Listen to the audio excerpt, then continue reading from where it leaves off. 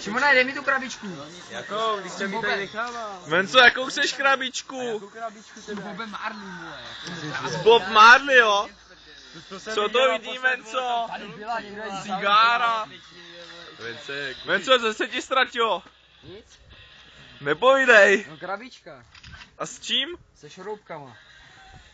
Se šroubkama. Materiál. Ale ho chuj. Piko. Šimone, dělej. Ale já jsem fakt nic nebral. Šimon.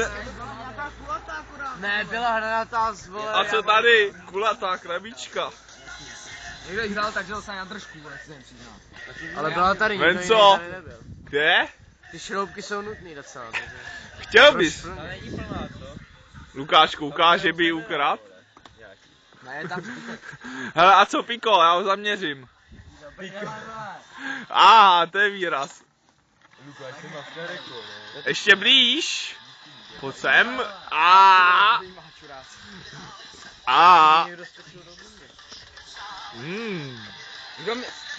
Kdo mě dá tu krabičku, tomu dám ten obsah. Co to vidím? Pivo. Kdo mě dá tu krabičku, tomu No dám ne. ten obsah. Ty piješ? Obsah, Ty vole. Ten obsah, ty krabičku. obsah, močáku byste vyšťastili. Tady se mám. To je výraz. Kdo ukradl krabičku? Kdo ukradl krabičku?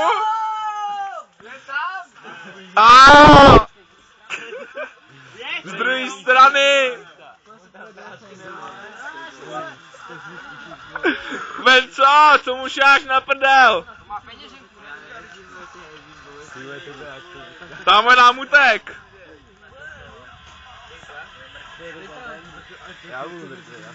Ty vole, já to musím 100%